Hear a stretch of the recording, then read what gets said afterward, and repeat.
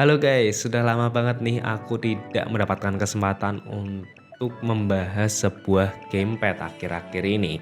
Dan di video ini aku akhirnya mendapatkan kesempatan untuk mencoba sebuah gamepad yang sangatlah istimewa sekali. Kenapa begitu? Karena gamepad ini memiliki fitur-fitur yang sangatlah menarik dan bisa dibilang banyak sekali orang-orang yang suka dengan gamepad yang satu ini juga. Gamepadnya adalah FlyDigi Father 4 Pro. Yaps, gamepad dari FlyDigi ini memang biasanya selalu memberikan fitur yang terbaik di kelasnya.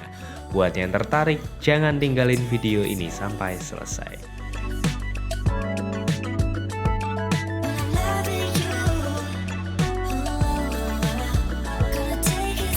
Kembali lagi di Fra Gaming Store Channel bersama Jojo di sini, dan untuk FlyDigi Vader 4 Pro ini dibanderol di angka 1,3 jutaan lah, kisaran segitu. Dan saat aku melihat spek list yang diberikan oleh gamepad yang satu ini benar-benar membuatku bertanya-tanya. Banyak sekali fiturnya dan juga ada beberapa yang mungkin kurang bisa aku pahami. Apalagi aku ini lumayan awam lah terhadap gamepad ya, tapi kalau untuk menceritakan pengalaman saat aku menggunakan gamepad FlyDigi ini masih sangat bisa lah, jadi tonton terus ya. Nah, sekarang kalau kita melihat gamepadnya dulu, Vader 4 Pro ini desainnya overall memperlihatkan desain yang gaming banget namun masih elegan. Pertama, desain gamingnya itu didukung oleh aksen ring bergerigi yang melingkari kedua joysticknya ini, lalu bentuk lekukan berbentuk V di bagian tengahnya, dan tombol APXY-nya ini yang terlihat shiny transparent. Dan elegannya itu dari logo FlyDigi yang ada di tengah, lalu tulisan Vader 4 Pro yang sederhana di bagian sampingnya ini, dan ada sentuhan manis sederhana dari RGB yang ada di tengah ini. Dilihat itu enggak yang shining, shimmering, splendid, full dengan RGB gitu gamingnya, tapi dikemas dengan pas sekali buat gamepad FlyDigi Vader 4 Pro ini. Tekstur finishingnya ini bermacam-macam juga, walaupun bodi keseluruhan masih memakai plastik. Namun di bagian atas ini teksturnya itu made halus seperti baby skin. Lalu di bagian belakang ada tekstur pindik-pindik yang bikin creepy nih saat kita genggam gamepad yang satu ini. Lalu buat tekstur tombol-tombolnya itu di bagian D-pad, tombol makro C dan Z. Lalu tombol-tombol kecil seperti select dan start itu teksturnya made yang halus. Lalu diferensiasinya ada di bagian APXY itu terasa glossy dan licin buat di jari-jari. Dan joysticknya itu menggunakan finishing karet yang keset banget di jempol gitu. Lalu RBRT dan LBLT-nya pun terasa ada tekstur bintik-bintiknya juga. Jadi variatif tekstur tombolnya pun terasa asik saat dipakai karena bisa bikin kita tahu kita lagi neken tombol yang ana. Nah, buat fitur-fitur yang bisa menunjang pengalaman pemakaian dari gamepad FlyDigi Vader 4 Pro ini terbilang sangatlah banyak nih. Aku coba usahakan mengeksplain ke kalian itu satu persatu, semoga tidak ada yang terlewat. Yang pertama, ring bergerigi yang melingkari joysticknya itu enggak sekedar hiasan saja. Dia ini merupakan pengaturan mekanikal untuk mengatur seberapa besar tension atau berat yang kita inginkan di joysticknya ini. Di sini ada indikatornya untuk minimum dan maksimumnya. Semakin besar maka joysticknya akan semakin berat, begitupun sebaliknya. Ini fitur yang memberikan kita kebebasan dan juga kenyamanan yang kita mau buat di game yang kita mainkan tentunya. Kalian mau berat atau ringan untuk tension di bagian joysticknya itu bisa kalian atur sendiri. Dan tentunya di sini joysticknya juga sudah memiliki fitur Hall effect dan anti drift, yang mana FlyDigi itu memiliki teknologinya sendiri dan sudah mempatenkannya sendiri. Jadi ini teknologinya milik FlyDigi sendiri.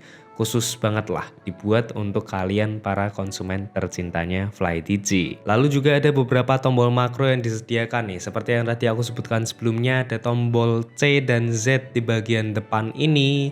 Lalu di bagian belakang itu ada 4 tombol tambahan dengan kode M1, M2, M3 dan M4. Dan tombol makro ini bisa kalian atur bebas mau kalian. Contoh saja di sini aku menggunakan game Genshin Impact, aku mengatur tombol bagian belakang itu untuk mengganti karakter karakter di Genshin Impact supaya bagian jempolku itu tidak berpindah dari joystick saat mengganti karakternya. Lanjut, penggunaan micro switch yang ada di gamepad ini sangatlah menyenangkan sekali. Bener-bener bikin feelingnya itu clicky banget. Di bagian ABXY-nya ini terasa banget klik-kliknya. Lalu di bagian D-pad-nya ini juga terasa sekali. Bahkan ada 8 micro switch yang bisa kalian rasakan di bagian D-pad-nya ini. Coba aku kasih ilustrasi kecil sama suara kliknya juga nih.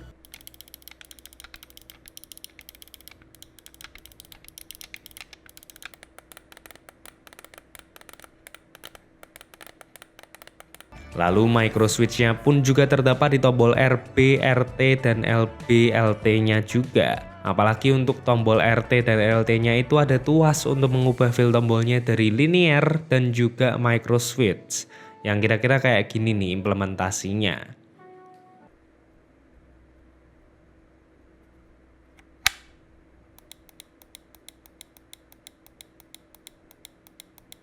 Dan di bagian RT-LT-nya ini juga memiliki vibration motor. Jadi di bagian triggersnya itu memiliki vibration motor sendiri yang bisa merespon keadaan yang ada di game itu, terutama saat kalian menggunakan kedua tombol tersebut. Ini keren banget karena biasanya jarang sekali vibration motor itu diberikan di bagian RT-LT-nya ini. Walaupun begitu di bagian gamepad-nya tentu ada vibrationnya juga yang mana menurutku sudah sangatlah bagus sekali.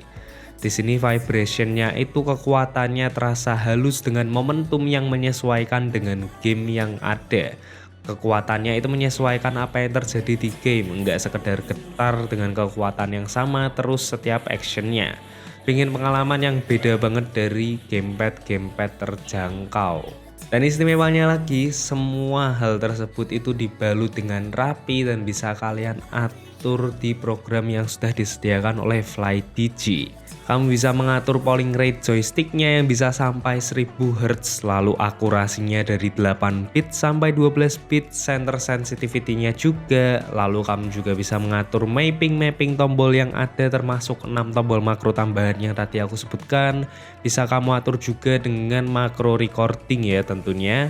Lalu bisa atur sensitivity curve dari joysticknya, bentuk circularity-nya mau circle atau rectangle, pengaturan dead zone, lalu gyroscope setting itu juga ada. Kamu bisa mengaktifkannya hanya dengan satu tombol saja di gamepad ini untuk gyroscope-nya, misal untuk game racing ataupun game FPS. Dan jujur saja banyak sekali pengaturan-pengaturan yang ada di aplikasi ini yang secara pribadi aku kurang paham. Ini sebenarnya implementasinya itu untuk apa? Ada penjelasannya setiap pengaturannya, namun masih harus aku coba lebih lama lagi. Jadi bisa dibilang waktu untuk mengeksplor gamepad ini lumayan sedikit terbatas lah buat aku sendiri. Jadi yang bisa aku katakan hanya itu saja, namun itu masih hal bagus, bukan hal yang jelek karena banyaknya pengaturan ini. Dan ini overall saat aku ajak bermain game pun terasa sangat menyenangkan. Rasa menggenggamnya pun sudah enak sekali, terasa creepy dan nyaman. Lalu tombol-tombol yang clicky dan responsif juga terasa pas sekali. Aku ajak bermain game Genshin Impact dengan adanya tombol-tombol makro. Kalian juga bisa bebas mengatur mapping tombol yang ada sesuai dengan game yang kalian mainkan juga. Aku ajak bermain game racing pun juga enak banget. Fitur gyronya buat kalian yang suka pasti bakal terbantu banget ya. Bisa belok kanan kiri hanya dengan menggerakkan gamepadnya saja. Buat trigger RT dan LT-nya untuk ngegas dan ngeremnya juga sudah terasa pas sekali nih untuk trigger linearnya. Kalau terlalu sensitif pun bisa kalian atur dari software FlyDigi-nya tadi. Jadi memang nyaman banget lah buat gamepad FlyDigi ini. Kalian jadikan gamepad utama buat menemani kalian bermain game di PC kalian. Oh iya, dan Vader 4 Pro ini juga memiliki charging dock nih, seperti yang kalian lihat di meja ini. Namun perlu kalian beli secara terpisah. Dengan adanya charging dock ini kalian tidak perlu repot-repot melepaskan kabel USB Type-C saat kalian melakukan pengecasan. Tinggal kalian taruh saja di charging dock, maka masalah selesai. Overall penilaianku terhadap gamepad yang satu ini memang secara terlihat itu banyak sekali positifnya ya dari apa yang diberikan oleh Vader 4 Pro ini. Karena memang dia ini memberikan pengalaman yang bagus dan juga kebebasan keleluasaan yang sangatlah bagus sekali. Hampir semua fitur itu bisa kalian atur dan kustomisasi sesuai keinginan kalian sendiri. Jadi kalian benar-benar bisa membuat gamepad ini menjadi ciri khasnya kalian sendiri. Dan hal ini tentunya sangat bagus. Walaupun kalau buat aku sendiri jujur bingung banget pas nyobain fitur-fitur yang ada itu, ini kayak fitur apa, fitur itu seperti merasa dibodohi lah oleh teknologi. Ternyata teknologi itu bisa sekompleks ini hanya untuk sekedar gamepad saja.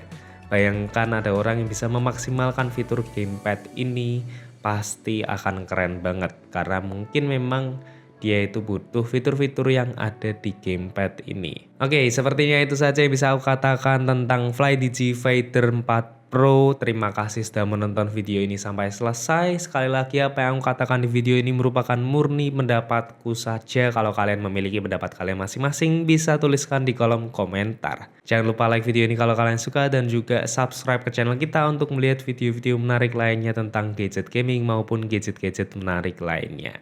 And as always, sampai jumpa dan jangan lupa bahagia.